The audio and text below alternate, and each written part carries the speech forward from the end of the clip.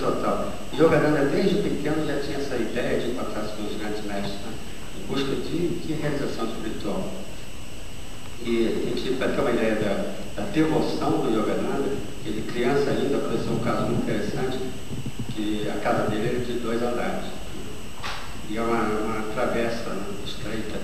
E ele estava com a irmã dele, e a irmã dele fazendo aquelas gozações com ele, zombava dele pela devoção dele. Né?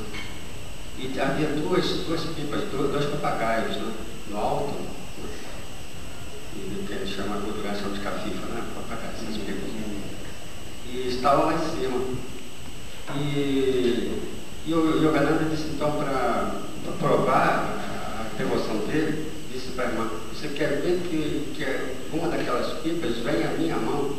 Ela, bobagem, isso aqui começou a botar. Aí se concentrou, fez as preces dele. Um papagaio daquele, ele cortou o outro, torou, né? O outro, visualmente, torou.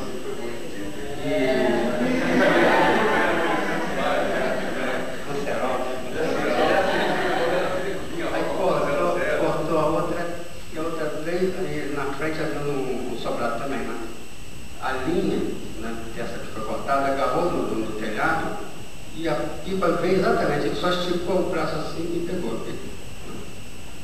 Aí a irmã fez mais orações para ele, que e tal, coincidência e tal. Aí falou assim: você quer ver que a outra pipa vem à minha mão? E não havia mais outra para cortar aquela, né?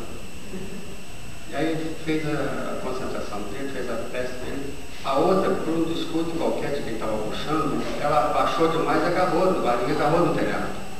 E com isso ela veio exatamente na mão dele, esticou a mão, pegou aquilo. Quer dizer, ainda garoto, criança, para mostrar a devoção.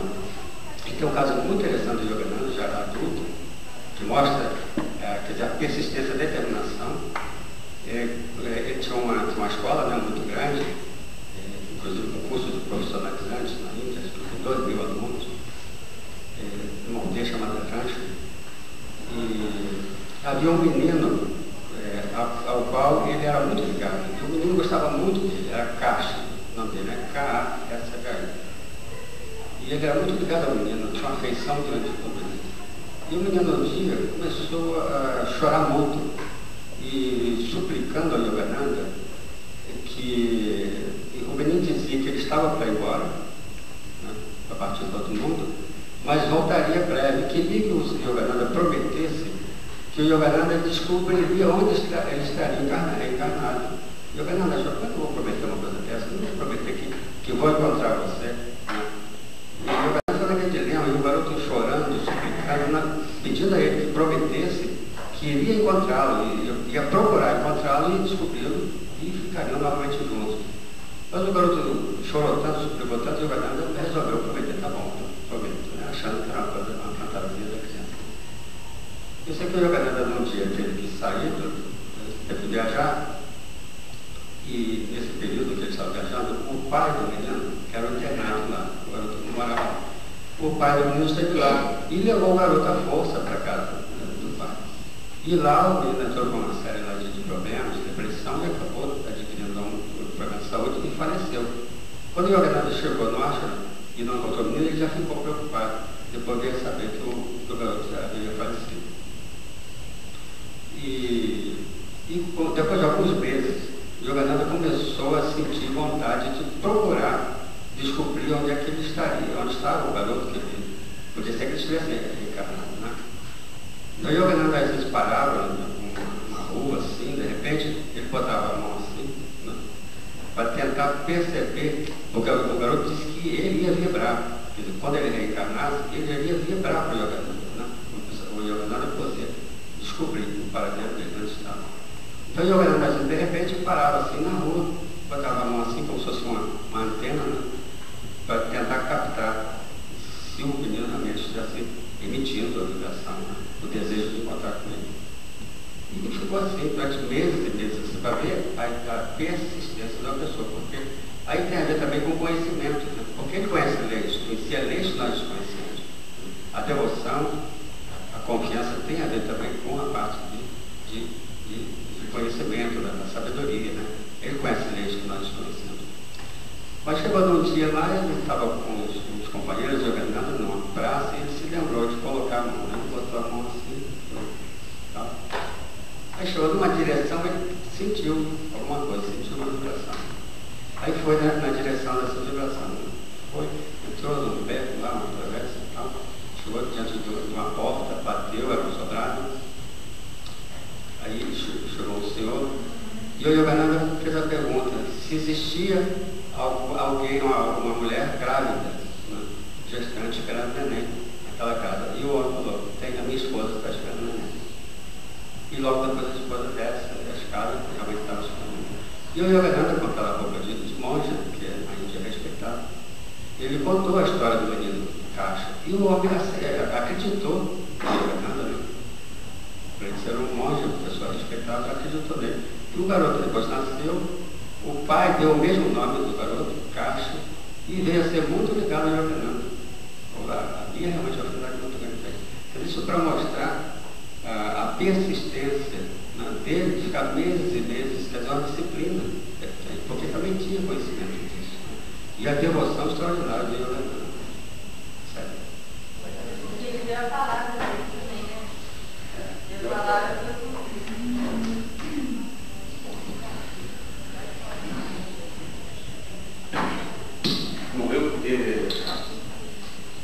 Não podia esperar que os exemplos fossem tão ilustrativos do que vem depois. Mas eu queria acrescentar aqui que o nome de Gandhi também, que é um nome que merece a atenção de todos vocês para terem o máximo que puderem, tirarem as inspirações da vida dele. Essa relação de nomes não é completa, porque cada um poderá agregar muitos outros que podem ter sido esquecidos aqui.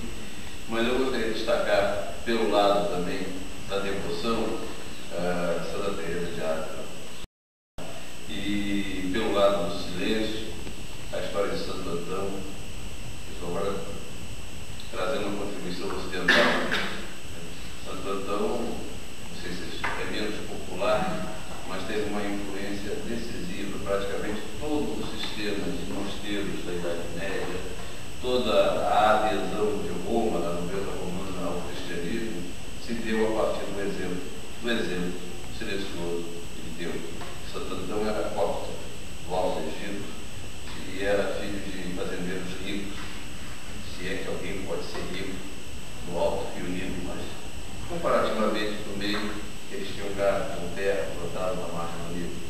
E um dia ele ouviu o pároco da aldeia dele, porque lá no Alto Egito eles eram católicos, falar de que o ensinamento de Cristo era no sentido de que vendesse todos os bens e seguisse o exemplo de Cristo.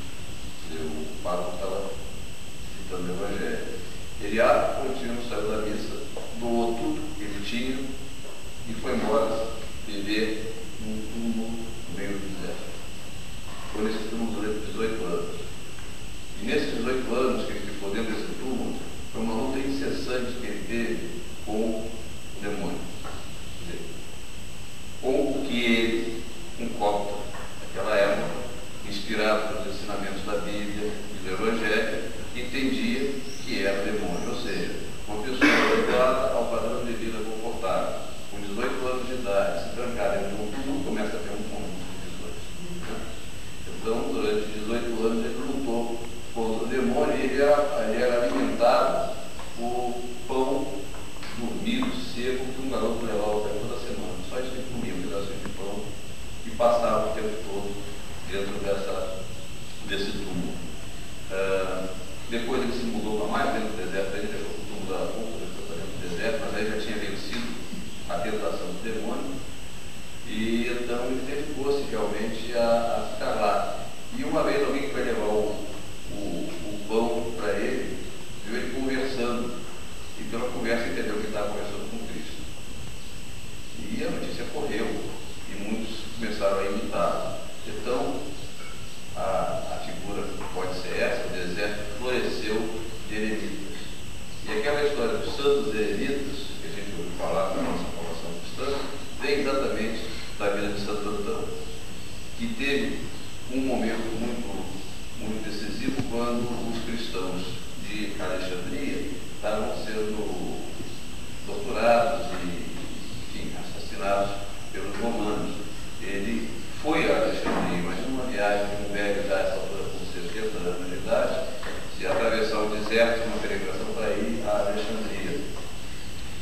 quando ele entrou em Alexandria, os soldados romanos tinham ordem de detê-lo, morrendo de medo diante da imagem dele, guarda até os pés, de branco, aquela roupa azeite, e que caminhava sem que ninguém o detivesse. Né? E entrou até o tribuno lá romano e disse para ele: você pare de perseguir os cristãos. Voltou e saiu da cidade. E a perseguição foi suspensa. Deu mais fama ainda para ele. Né? E houve um momento em que a igreja se dividiu muito sobre se Cristo era Deus ou não era Deus.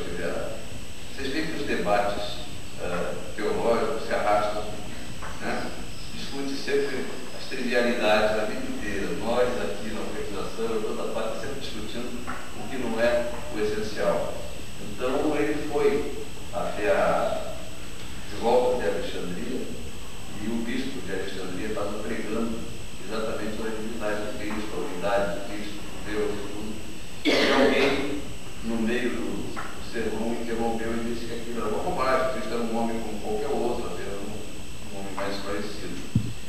Então Santo Antônio estava sentadinho um canto, se levantou, foi até a frente da igreja, então disse: o que ele vai falar, né? Ele disse assim: Cristo é Deus. Eu ouvi. Sentou. Acabou o segundo. Então é uma pessoa que foi conhecida e teve essa influência toda. O resultado é que aí então a multidão se arrastou, todo mundo querendo uma vida de pobreza, uma vida de dedicação para realizar Deus, e que desembocou na fundação de ordens religiosas por beneditinos, franciscanos. Todos eles são filhos espirituais do exemplo de Santo Antônio. Exatamente. Bom, o que eu queria então era fazer uma rápida síntese desse processo de liderança a partir do comentário que eu fiz com vocês. São dois desenhos lindos que eu queria botar. O primeiro é o seguinte: nós vimos então que conhecimento, que liderança é o produto de 12% ou 10% de conhecimento, que eu vou abreviar aqui, e com uma certa mais grossa, né? Aquilo que nós chamamos de caráter.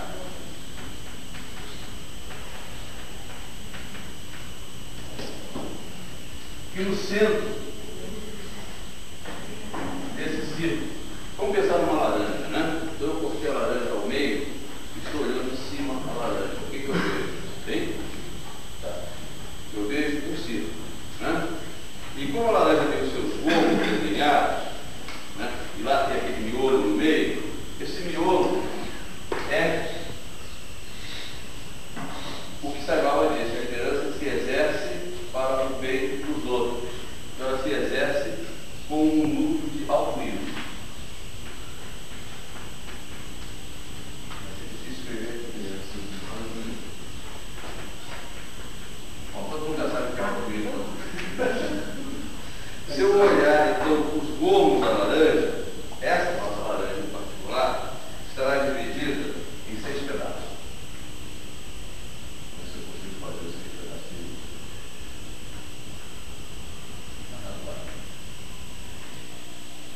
Os pedaços de cima estão mais ligados ao conhecimento. Os pedaços de baixo estão mais ligados ao caráter. Então, os pedaços de cima começam exatamente com o conhecimento da tarefa. Conhecimento da tarefa. Ou seja, se eu vou liderar alguém a fazer alguma coisa, eu preciso ter uma ideia de que tarefa é essa. Eu preciso definir qual é a tarefa, né? E como ela vai ser feita. Em seguida, eu preciso ter alguma coisa que alguém falou em persistência para você. Foi, eu vou chamar de perseverança.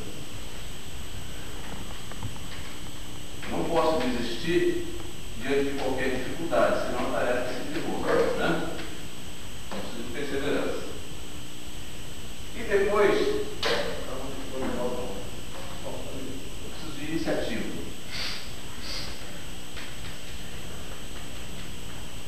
Estudar a partida, né? Preciso ter a capacidade de ter iniciativa.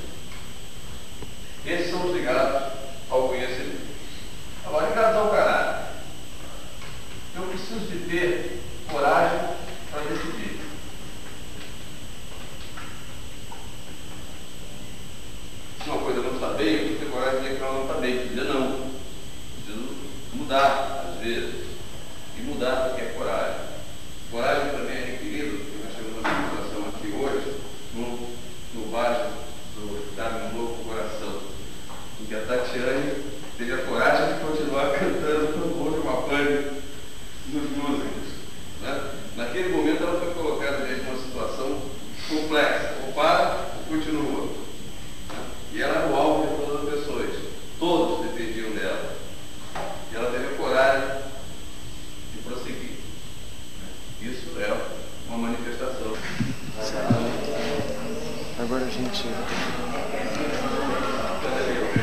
vai ter... Vai ser uma dinâmica, Fernanda? Não, né? A Fernanda vai falar, vai fechar. Sobrou unidade? É para responder agora, tá? Está distribuindo o questionário. Porque a nossa última atividade vai ter o tempo para responder. Então, Essa mais última rápido atividade possível, sejam objetivos. do nosso encontro.